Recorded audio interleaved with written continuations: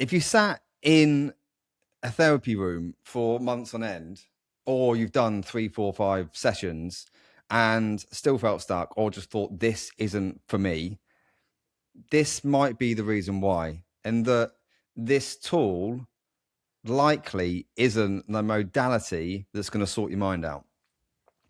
In my experience, and I've worked with hundreds of CEOs and founders, I've seen them change dramatically in a matter of months by not using talk therapy and by using other modalities. And I'm going to talk through 3 or 4 of those modalities on this. Here's the thing with therapy is that 80% of therapists are female. And typically the modalities used are for the feminine, not necessarily for the masculine. And so the modalities misalign for men, which is why most of the time it doesn't work for guys. All guys still go to therapy for a long time and nothing really changes other than they just become very self-aware, highly aware of the problems, highly aware of all the shit that's going on, but nothing really changes. And I've seen this time and time again, that it can get to the point where they're going to a therapy session to sit on a couch and it feels good in the moment, feels great. And they leave that going, yeah, that was good. I got some good insights there, but then nothing changes. And because nothing changes, they then become more passive than when they went into the therapy in the first place. It's passive by design. Like sitting on the couch talking about your problems is passive by design. And that, in my experience, and this has been proven time and time again, that it doesn't work for the masculine, it doesn't work for men. And I'm not saying that therapy shouldn't be used for guys.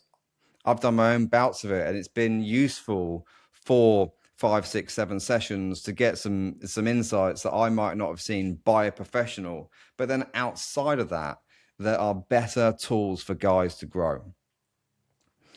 It's highly feminized.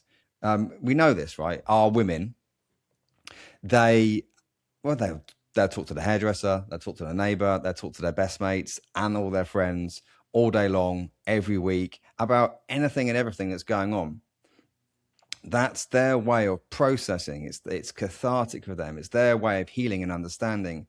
For guys, we process differently.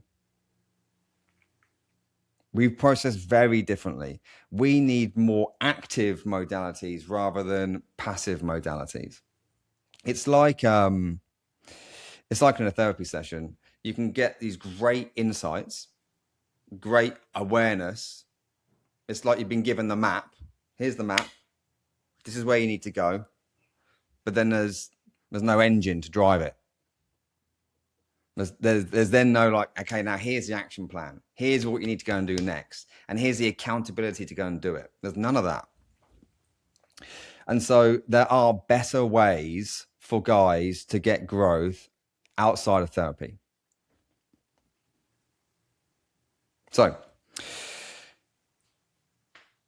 point 1 on a better way for a guy to grow outside of therapy, it goes down to foundations. This is absolutely foundational, is your eating, moving, sleeping. It's a physical discipline. And I've seen this time and time again in my own life, is that I've been able to change dramatically and move through crap that I've got going on in my life by staying disciplined with my training. I was speaking to a guy yesterday and he's reached out, messaged me and said, Pete, I'm going through some crap and I just can't seem to break these addictions. And these are vices. And the way that I would describe a vice is something that feels good in the moment, but then it has a negative impact later down the line.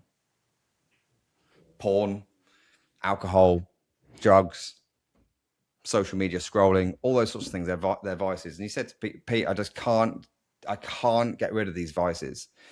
And I asked him, when was the last time you trained? 5 years ago. And I remember this guy, once upon a time, he was training all the time, right? Super, super fit. And it's get your foundations right. Men respond really well to physical activity. So number one, it is get disciplined in training and get that if that foundation is not there, it's the first place to go, and it's the easiest place to fix. 3-4 times a week, solid resistance training, a couple of cardio sessions, you're in. The second thing here is the food that you put in your mouth. If you're putting in shit, you're going to think shit. You have to put in good food, good quality food that walks on the earth, swims in the sea, grows on the land, right? Remove processed crap. It poisons your mind. And when it poisons your mind, it's very, very difficult to think clearly. It's extremely, I know this. If I smash a pizza, if I eat a pizza, tastes good in the moment, 30 minutes later, my mind's foggy. And if I was to get into like a heated debate, or maybe there's an altercation, or I've got to think very, very quickly, I'm going to be at a much lower capacity to be able to do that just because of the food I put in my mouth. And so this goes to the prisons that we're stuck in our own mind, is get your foundations right. Get the food that you put in your mouth clean. Next part of this is that works very well with guys is challenge, and is a big challenge, is that every year that there is a mission that you're on, that you've set yourself some sort of target and mission and challenge to complete, something that might challenge you physically, mentally, spiritually, emotionally, one of those or all four of those, that's going to push you. We respond incredibly well to being put through challenge, whether that's one-on-one challenge with ourselves, or whether that's, well, we're competing within a team. I know this, right? I used to play football back when I was a kid, and it was competitive challenge. And when I began to lose that in my late teens and early 20s, when I stopped playing competitive sport, I lost that competitive edge. I found it elsewhere, but if I hadn't found it elsewhere, I probably would have felt pretty lost. So find challenge. Something that I like to do with a lot of guys is that annually we set something called a misogi. And a misogi is a Japanese concept where you're creating something that's going to define the year, that's going to challenge you and define the year. It might be that it's a marathon.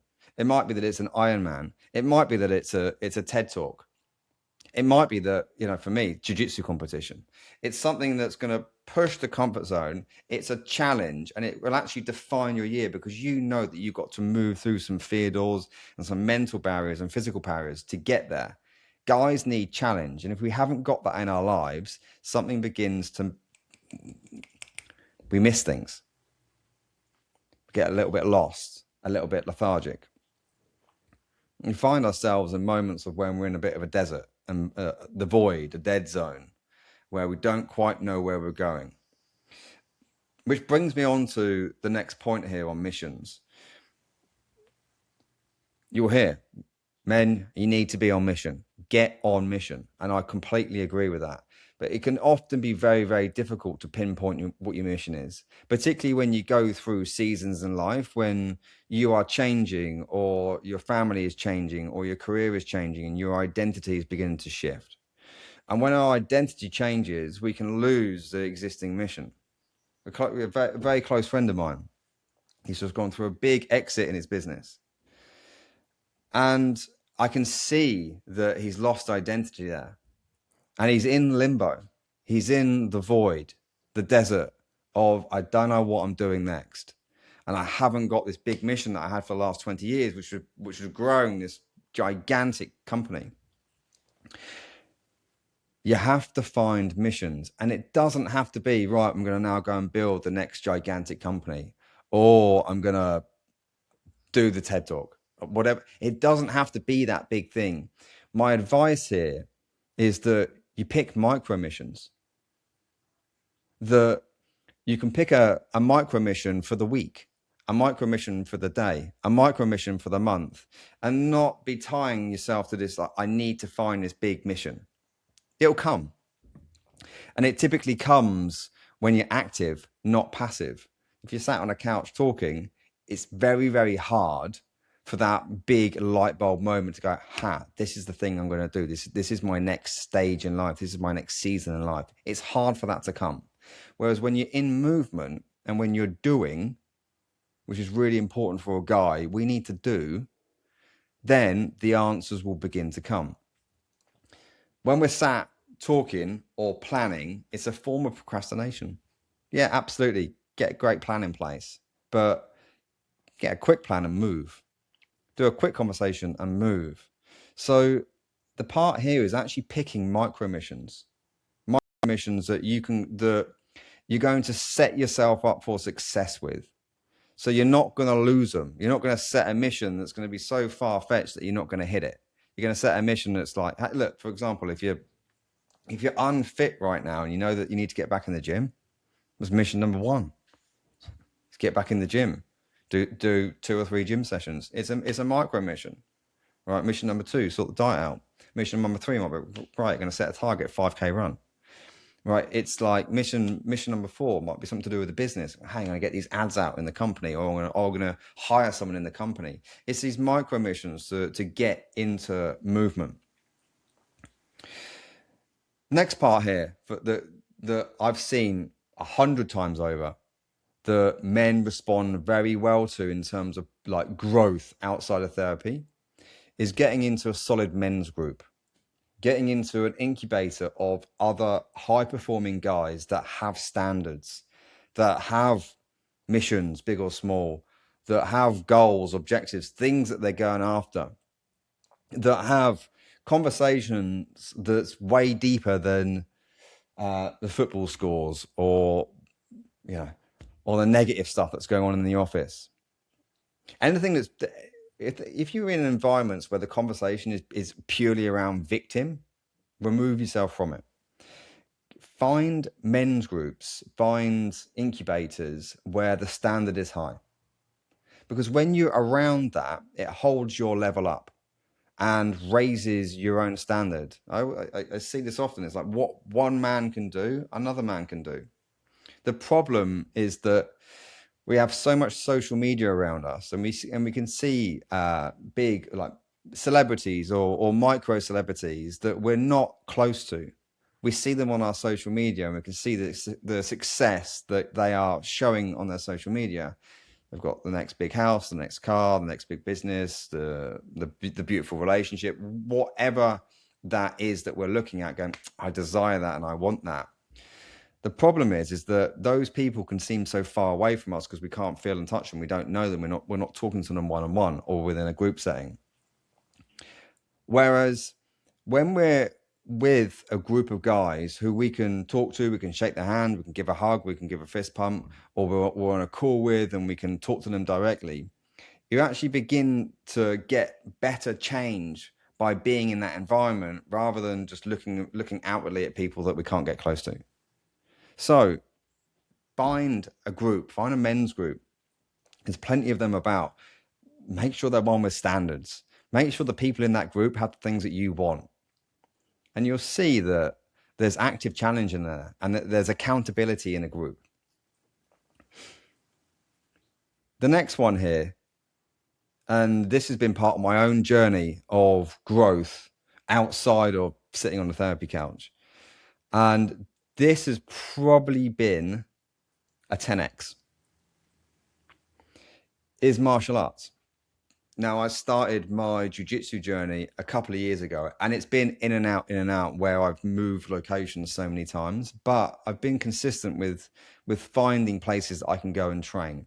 And it challenges me so much to get into the dojo, into the arena. And initially when I first went, it scared the shit out of me to walk into an arena that I had no idea about and go, right, I'm gonna learn a martial arts in my 30s, and now in my late 30s. And it was a challenge for me, both mentally and physically. I've literally picked up an injury this morning, but each time I go, I learn. Each time I go, I have to move through a field or go, God, this could be a tough session today on the mats. And there's something in that that gives so much growth. The other part of this, and it's why I'm a big fan of jiu-jitsu over some of the other martial arts modalities, is the very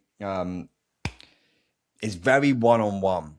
Like you most sessions you are rolling around and fighting with another guy, and that somatic release for a guy is extremely important for your growth.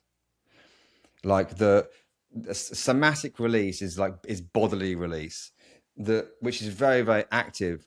Passive release is when we're talking, and it's, talking has its place, particularly around a good group of guys. So when you're around a good group of guys and you can really talk about what's going on, the pros and the cons, the good, the bad, and the ugly, you can process a lot as a group of guys just talking about it. But the somatic part of it is releasing all that tied up tension that's in your body, all that emotion, all that suppressed or repressed traumas and triggers that we've experienced for our lives as guys, what we store in our body, the body keeps count, is that rolling around on the mats is a way to somatically release that. It's been extremely powerful for my own journey. It's been extremely powerful for me to understand and actually contain emotions. So I'm not so reactive day to day if there's a difficult conversation or there's something going on in my life that is highly charged. I've noticed that my reactivity is way, way lower than what it was 5 years ago. 5 years ago, I responded with anger, reacted with anger or aggression, or gone quiet or whatever. Now it's very, very calm and very, very grounded, and I can think a lot clearer in those situations. And I know that a lot of that is down to the putting myself in a ring with other guys that are training martial arts and going through the toughness of that and enduring the toughness of it and learning to be calm within that chaos of having a fight. So it's an incredibly powerful tool to utilize, is mixed martial arts. So guys, that's today's quick session. If you want, I've got an audit. It's called the CEO Life Audit. It takes all of 2 minutes, and it will help you distill the areas in your life that you can quickly enhance. It will take you for a bunch of questions, and you can go, right, there's 3 or 4 areas that I can enhance and I can improve on and grow on just by taking that audit. Right, men, I hope you enjoyed the episode today. Why therapy doesn't always work for guys, and some modalities that absolutely do.